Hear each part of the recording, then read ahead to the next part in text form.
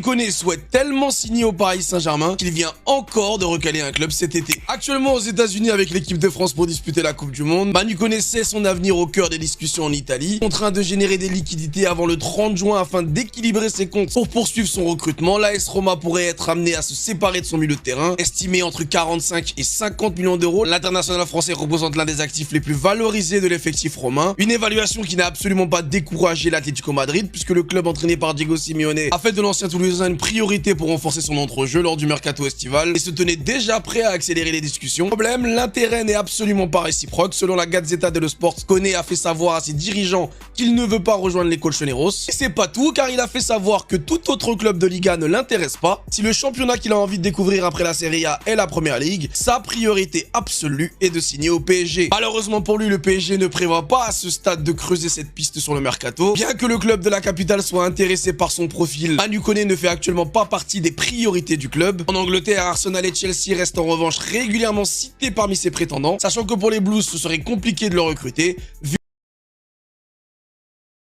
Bien que le départ le plus avancé du côté du Paris Saint-Germain soit celui de Gonzalo Ramos, le Paris Saint-Germain ne sait toujours pas par qui ils vont remplacer son buteur portugais, contrairement à Lee Korgin, qui lui va partir du côté de l'Atlético Madrid et qui va sûrement voir son transfert s'accélérer maintenant qu'il est éliminé de la Coupe du Monde avec la Corée du Sud. Eh bien pour le remplacer, le PSG a déjà un accord avec un autre joueur qui lui aussi est à la Coupe du Monde. Il s'agit de Marnès Aklouche. Et c'est Santi qui a envoyé la bombe hier. Marnès Aklouche a donné son accord pour un transfert au Paris Saint-Germain, et ce après un échange téléphonique avec l'entraîneur du PSG, Luis Enrique. Le technicien espagnol apprécie particulièrement le profil du Monégasque, capable d'évoluer à plusieurs postes offensifs et doté d'une qualité technique hors du commun. De son côté, l'AS Monaco ne compte absolument pas s'opposer à un départ. Désolé Abdou, mais encore une pépite de chez vous va venir chez nous. Surtout sanctionné par un encadrement de sa masse salariale par la DNCG en raison d'un déficit de 60 millions d'euros. L'AS Monaco doit renflouer ses caisses et les dirigeants monégasques sont revenus à la raison puisque la saison dernière, ils réclamaient 70 millions d'euros pour laisser partir Marnès Aklouche, alors qu'aujourd'hui, une somme de 50 millions d'euros pourrait être négociée. Donc, le Paris Saint-Germain a prévu d'accélérer sur ce dossier une fois que la vente de Lee Korgin à l'Atlético Madrid sera bouclée. Le club espagnol dispose déjà d'un accord contractuel avec le Sud-Coréen. Le Paris Saint-Germain espère récupérer 50 millions d'euros de la vente de son double champion d'Europe, une cinquantaine de millions, donc il réinvestirait sur Marnès Aklouche.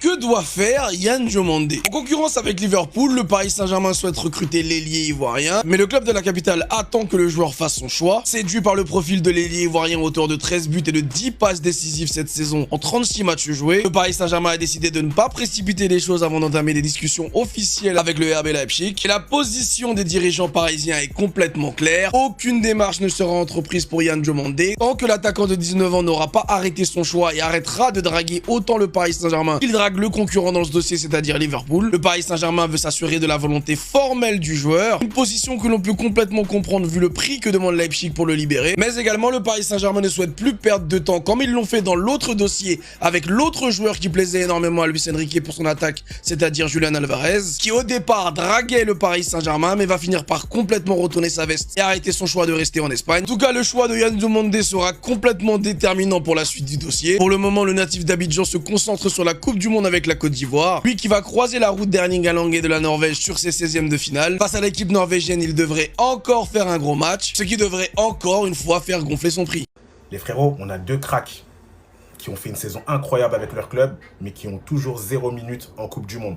On a Kobbie Mainoo, 21 ans, né en 2005, et Warren Zaïre-Emery, 20 ans, né en 2006. Pour Kobbie Mainoo, il est barré par Anderson et Rice. J'avoue, le double pivot, il est très efficace, ils font un très bon début de compétition, mais pour moi, il peut gratter des minutes. Parce qu'on sait que Rice, il a des pépins physiques, mais Tourelle, il force, encore une fois, et il ne fait pas rentrer le petit. C'est dommage. Pour Warren, il est barré par Tchouaméni, Rabiot, Manu Koné, parce qu'on sait qu'N'Golo Kanté n'a pas de minutes aussi en jeu. J'espère qu'il aura la possibilité de rentrer dans un match où l'équipe de France sera en difficulté et on aura besoin de son impact physique.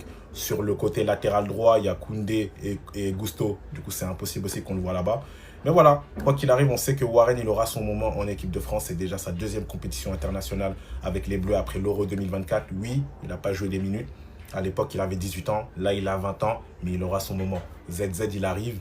Et t'inquiète pas, il va faire un peu de ménage. Et Warren est le présent et l'avenir de l'équipe de France, c'est sûr et certain.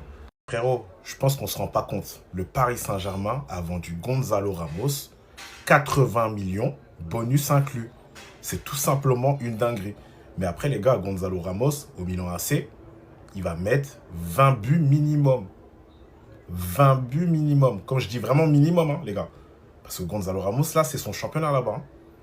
Gars de surface, les centres, les tapines, il va se régaler en Italie. Mais en tout cas, ça nous fait quelque chose qui parte. On espère bien le remplacer. Et d'ailleurs, il y a une piste qui refait surface, les gars. Les gars, selon Fabrizio Romano, Junior Ili Kroupi a une porte de sortie cet été pour un club de tout premier plan. Du coup, on ne sait jamais. On sait qu'Olivier Talaron, il est très proche du PSG, a dit que le Paris Saint-Germain n'allait pas se lancer sur le dossier Junior Ili Kroupi. Mais les gars, avec la vente de Ramos, avec une potentielle vente de Kolo Muani, avec une vente aussi de Kang In Lee, tout peut se passer, les gars. On ne sait jamais. Et on connaît Luis Campos. Lui, il peut travailler en interne et d'un coup, ça pète de partout. Mais franchement, pour moi, il y a peu de chances que ça se fasse. Surtout que Bournemouth, ils savent qu'il y a des clubs anglais qui sont autour. Et quand tu vois que Anderson, il est parti pour 150 millions pour City, les gars, eux, ils vont vouloir remplir la tirelire à fond. Accord conclu pour Magnès Akliouche au Paris Saint-Germain selon Fabrizio Romano. Paris mène la course après avoir poussé en coulisses pour devancer un club de première ligue. Les discussions se poursuivent autour d'un départ attendu dès cet été. Ça colle parfaitement à la physionomie du club et surtout de Luis Enrique avec le départ de Gonzalo Ramos. Donc forcément, le Paris Saint-Germain cherchait un joueur offensif. C'est chose faite avec l'international français Magnès Akliouche. Magnès Akliouche qui est actuellement à la Coupe du Monde et qui mange beaucoup du banc. Ça reste quand même une très bonne recrue pour le Paris Saint-Germain. J'aime personnellement beaucoup ce joueur. J'ai absolument rien à voir parce que je parle de ça et je suis avec le maillot de l'Olympique de Marseille et on se dit mais qu'est-ce qu'il raconte celui-là? C'est pas grave. Je pense que Magnès Akliouche va beaucoup aider le Paris Saint-Germain, notamment dans la rotation, voire plus parce que c'est un joueur qui peut jouer à plusieurs postes différents offensifs. En soi, ça reste une belle recrue. Reste à savoir maintenant le montant du transfert, puisque apparemment beaucoup d'équipes de Première Ligue voulaient Magnès Akliouche, mais le Paris Saint-Germain a réussi à le chipper. Reste à prendre maintenant un certain ou le petit Ayoub Boadi au Paris Saint-Germain. À mon avis, ils n'ont plus envie que les joueurs français aillent ailleurs et les meilleurs Français doivent jouer au Paris Saint-Germain. Le Paris Saint-Germain attire tous les cracks d'Europe, les gars. Et je vois que les Ivoiriens, ils nous aiment bien. Après Christina Oula, c'est au tour de Yann Diomandé. Yann Diomandé a choisi de rejoindre le PSG en cas de départ de Leipzig. Il croit au projet du club et souhaite remporter des trophées régulièrement et le Ballon d'Or. Et ça a été confirmé par Fabrizio Romano, il privilégie le PSG au club anglais. Bon, on sait que Yann Diomandé, c'est un crack, il l'a montré cette saison avec le RB Leipzig et il est en train de le montrer sur ce début de Coupe du Monde avec la Côte d'Ivoire.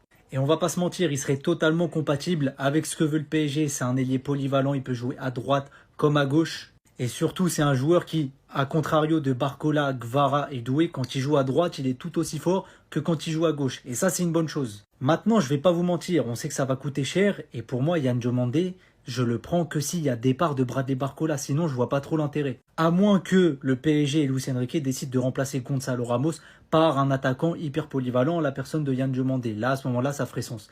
Même si moi, j'aimerais bien qu'on aille chercher Kroupi plutôt. Donc on verra ce que ça donnera. Le dossier va être épineux parce que Leipzig va demander beaucoup d'argent, mais le joueur a donné sa priorité au PSG et c'est déjà une bonne chose. Pourquoi aucun grand club européen ne l'a pas déjà acheté?